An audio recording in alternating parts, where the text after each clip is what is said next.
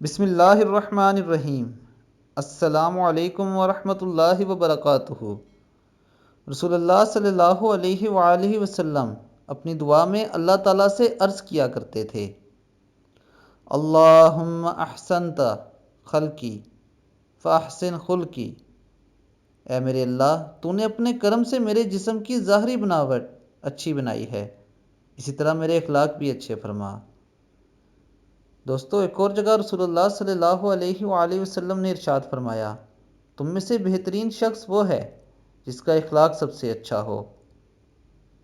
دوستو، نبی اکرم صلی اللہ علیہ وآلہ وسلم کی زندگی سے ہمیں یہ سبق ملتا ہے کہ ہمیں ہمیشہ اچھے اخلاق کا مظاہرہ کرنا چاہیے، ہمیں دوسروں کی سخت باتوں کو برداشت کرنا چاہیے، کیونکہ یہی مومن ہونے کی نشانی ہے۔